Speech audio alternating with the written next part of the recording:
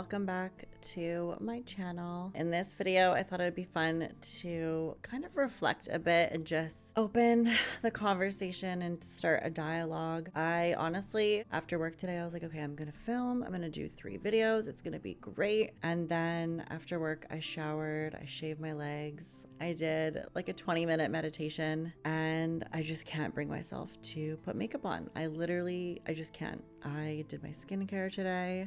I'm going to watch the Super Bowl with my parents tomorrow, so I just want to chill. I'm off on like Tuesday and Wednesday, so I don't know what I'm doing with my hand.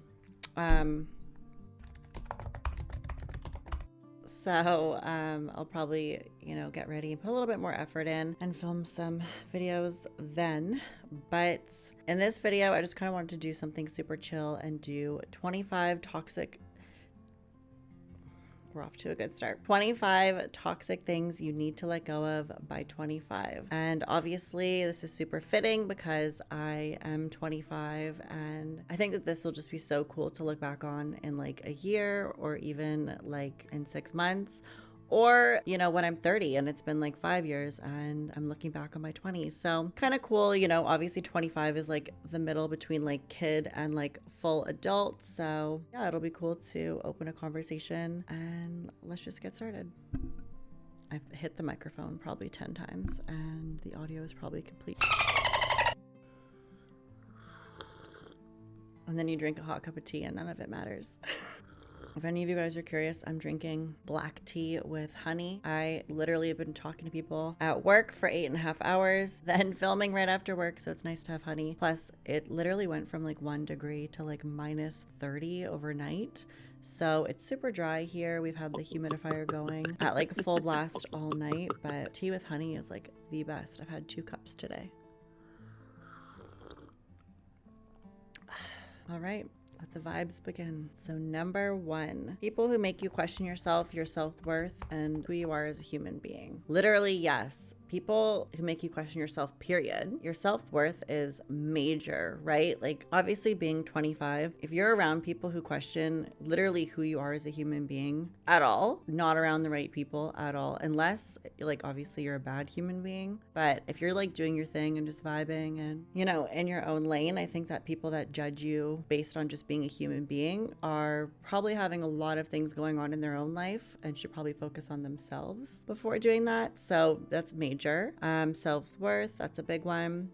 I had a lot of like identity issues. I mentioned this in my video back, as well as my intentionality video. Self-worth, right? If we're putting our value in how other people perceive us or how other people see us, really, then we're doubting ourselves and we're questioning ourselves, really. So super big one. I think that is something I have done pretty well on. I've cut a lot of people off. I only have family and love in my life. So number 1 is definitely important. Number 2, the fear of dying alone, never finding love, or not being enough for someone. Ooh, okay. So I don't think I've ever been like afraid of dying alone or never finding love. I've been in love so many times, and I pretty much find love wherever I go. I've just never had a problem loving anyone or loving people or, being in love. I acknowledge love and love to the fullest. Also, take a shot every time I say love. Not being enough, though, is seriously huge, because I think in like the relationship I'm in now, when we first met, I would literally get ready every single time. My hair would be always curled or crimped or straightened. My makeup would always be done. My outfit would always be on point. Obviously in a healthy relationship, as time passes, like you allow, and obviously if you live together, like you allow that person to see the true you and see how you are as a person. Yeah, if someone loves you, you'll always be enough. And if you aren't, then they're not your person. Number 3, any sense that you deserve to have something that you aren't willing to work for. This one, oh my God, literally smacked me in the face right when I turned like 20. I don't even know. I was seeing this guy that I met at a festival, and he was a piece of by the way. Shout out to for copywriting strike my video and trying to get me to blur you out. The video's still up. You guys can all go watch it.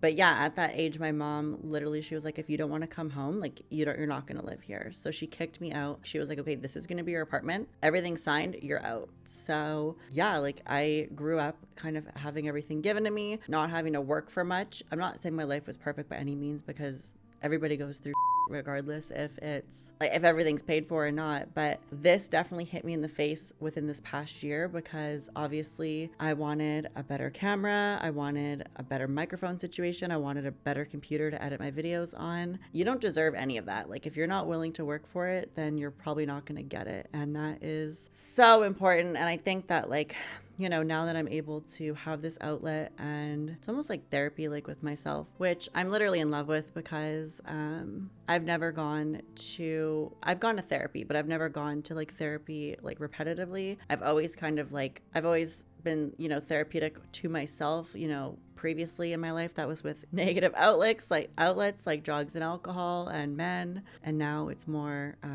just discovering and finding myself again, and what makes me happy and what makes me tick, and, you know, what brings love and light out of me, and really grounding myself and rooting myself into the person I know I am, and not who people want me to be or think I am. So that's a big one. Yeah, you don't deserve anything. If you're willing to work for it, you can definitely attain it. But yeah, no one deserves anything. I genuinely don't believe like you could be, what's his name, Jeff Bezos or Elon Musk, and they don't deserve anything. Like Jeff Bezos, like you don't deserve to have your yacht, you know, go through a bridge that needs you to take down the bridge just because you're going to put the bridge back up after. Like, why don't you go, you know, fix climate change and plant 1,000 trees? Thanks. I can feel myself getting a little agitated, so take some deep breaths and drink some tea.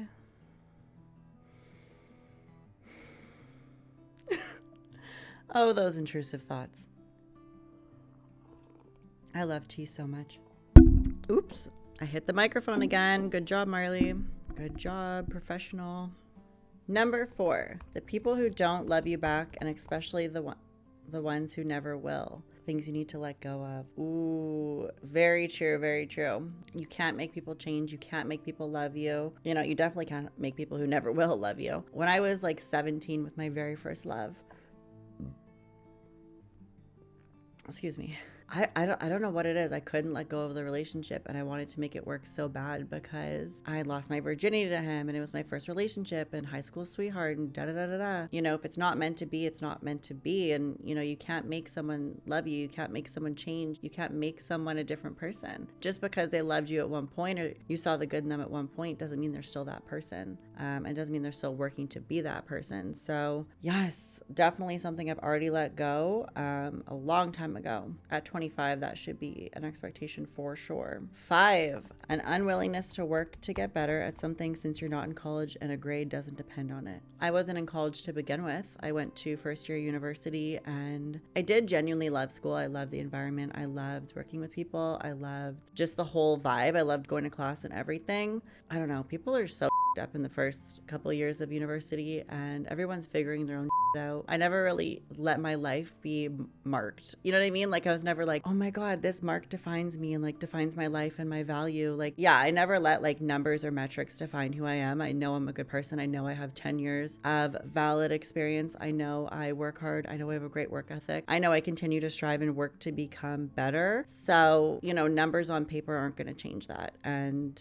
that's standard, and it always will be that way for me. But yeah, definitely at 25, that should be, for me at least, like a basic. Number 6, the idea that asking for help makes you weak. Ooh, this one is so, I had the hardest time asking for help. I think it's because I was so busy proving to myself, my family, my significant other, that I could work hard and I could make it and I could do it. And then I think I got to a point where like I started noticing myself burning out at work, or like not at work, but like from work, and I just like wasn't myself, and certain personality traits were different, and I just was losing that spark inside of me. And obviously I think that comes with growth, but I have to constantly remind myself of that inner child, and, you know, do those things that make you happy and push yourself in a good way, in a healthy way. And asking for help, now that I have someone in my life that I love and that supports me and helps me, like if I tell him how I'm feeling, he's gonna listen and want to do something that will make it better or help me through the process. That is such an amazing feeling, and I'm like speechless. Like I just, it's amazing. So yeah, definitely ask for help, you know, if you're willing to grow with the help. I don't think if you're gonna ask for help, help and not be willing to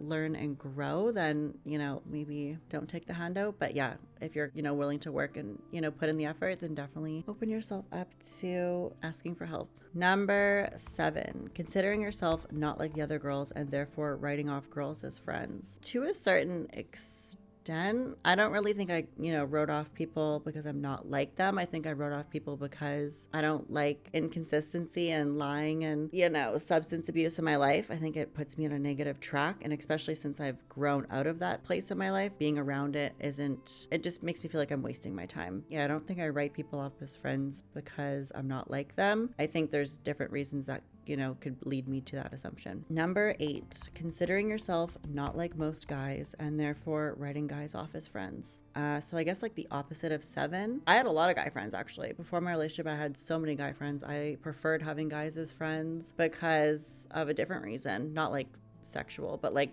I genuinely liked having beers and chilling, and I don't know, I think guys bring a different aspect than girls sometimes. I don't really know how to explain that further than what I just said. Yeah, now that I'm in a relationship, I think it's just weird to have guy friends. I think it's weird. Not weird in the sense like, oh my God, you can't have guy friends, but I think it would be openly weird to invite that into my life because we haven't had that in our relationship to date. Like I've never been like, oh, I'm going to see the guys, you know? So if I just started doing that, it'd kind of be weird, but anyway, moving on. Number 9, writing off anyone as a potential friend before you've actually taken the time to get to know them. I've never been like that. I don't do that, period. Number 10, any anxiety of things that are new to you just because they aren't like what you've always known. Sometimes I like learning. I genuinely like solving things and learning and trying new things. So I don't necessarily think that does apply to me, but there are certain times where I have to push myself out of my comfort zone because I know it'll make me grow, even if it's like makes me nervous in the moment, I guess.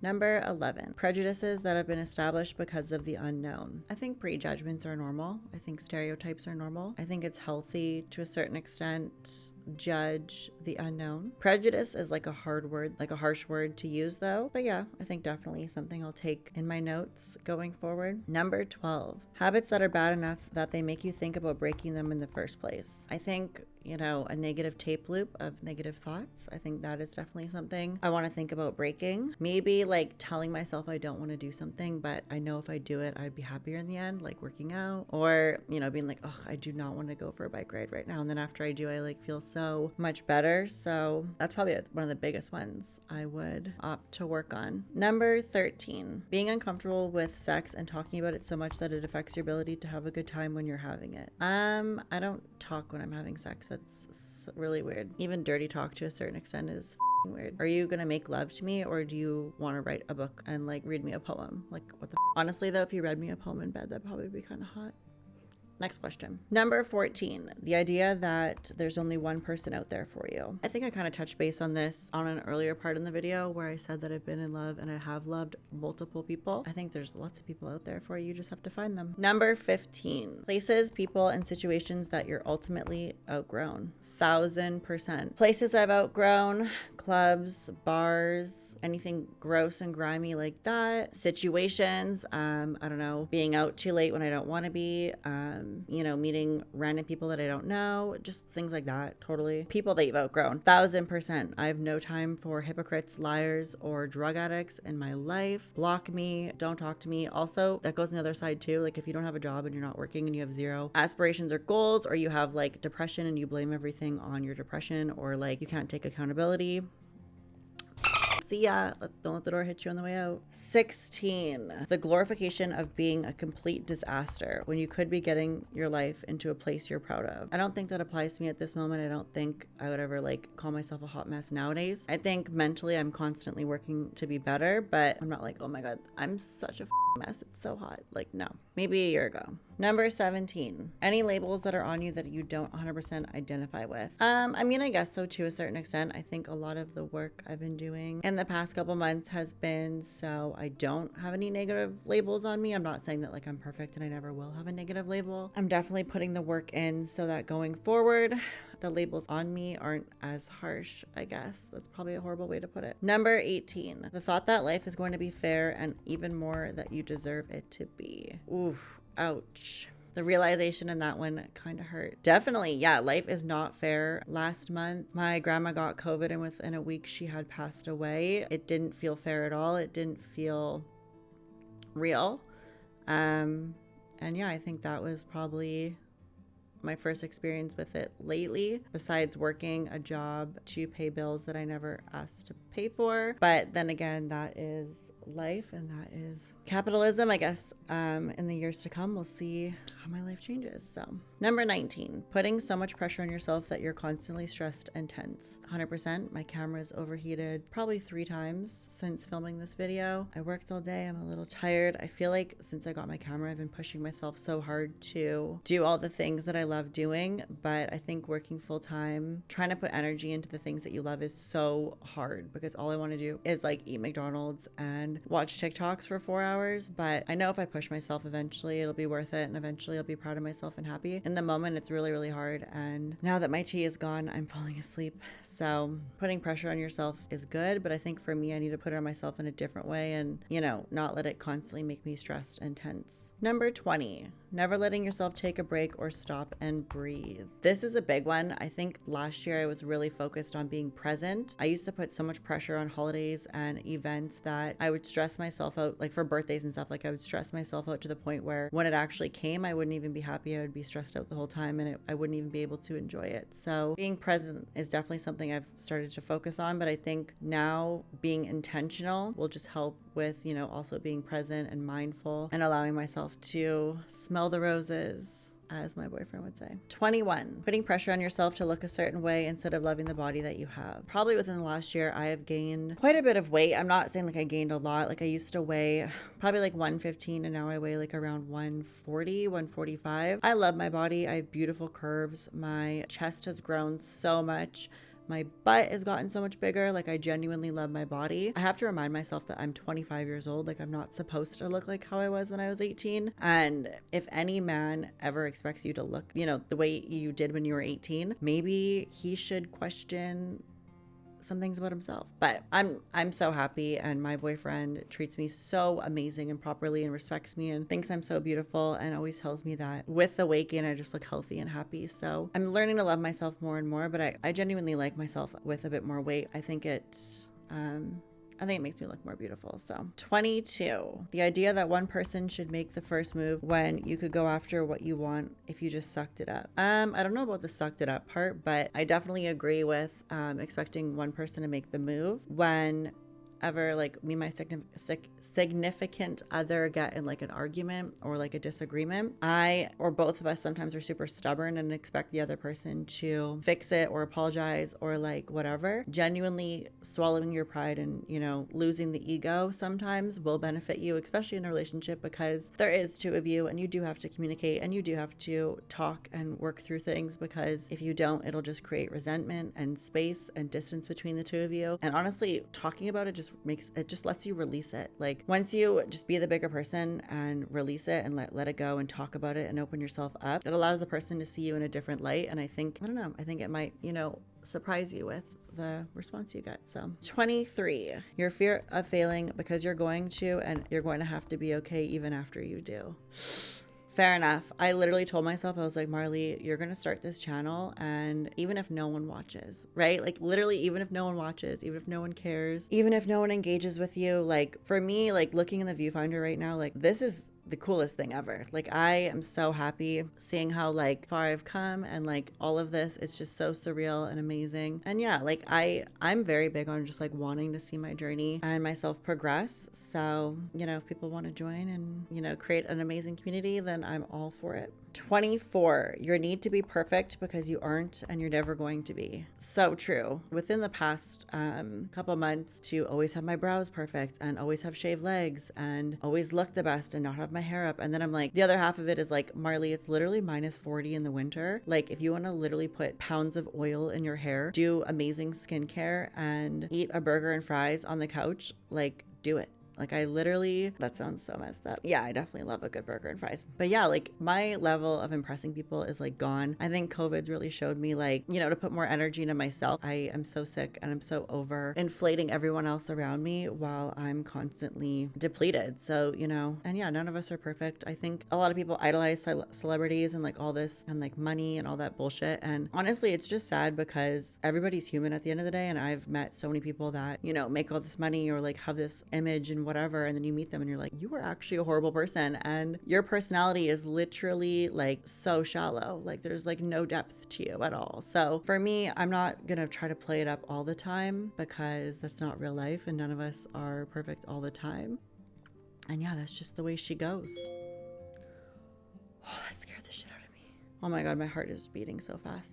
Number 25, the last one. The idea that there's one right way to be a 20-something. I mean, I guess so. I, at this moment in my life, do not want children. I don't want to own a house. I do not want to work 9 to 5 for the rest of my life. So, I mean, yeah, like if you were to ask me in high school, like, Marley, what do you want your life to be like? I would have been like white picket fence, tall, dark, and handsome, and 3 kids. And now I'm just like, I kind of want to move to an island and live in a tiny house and never work a day in my life. So yeah, like if I was literally like watering trees every day, like I would be so happy. And I do not want to manifest that for myself, so knock on wood. But I mean, I wouldn't be opposed to it. Like whatever, you know, gives you purpose and makes you feel whole by the end of the day, who really gives a shit what you're doing? It's actually so funny. Before I end the video, I was at the bank the other day and she's like, so what is your 5-year plan?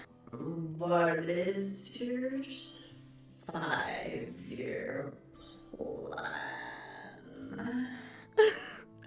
And I'm sitting there like, I understand like money's important. I understand like paying the bills and like, you know, living a certain lifestyle and upholding that lifestyle is like important. But like, sweetie, we just had COVID. We just had literally half of our families die and we all pretty much lost our jobs and haven't gotten paid for actually working harder than we are. So my 5-year plan is more than likely going to change in 6 months. So yeah, like I don't know, I guess financially it would be to keep the status quo and then some, but I just thought that was such a strange question. Like, what is my 5-year plan? Like, sweetie, what is yours? But yeah, that was 25 toxic things you need to let go of by 25. I really hope you guys enjoyed, and you know, maybe if you're watching, you answer some of the questions with me, or you thought about, you know, some of the questions in your own life and reflected on yourself. Even if you're not 25 or if you're older than 25, you know, look back and think like, okay, am I still doing these things? Are these things I need to work on? Are these things I've worked through? But yeah, I love you guys so much. Thank you for watching and hanging out with me on this Sunday night. And I hope you guys have a great rest of your day, evening, morning, whenever you guys are watching this, whatever day you're watching this. And I'll see you guys in the next one.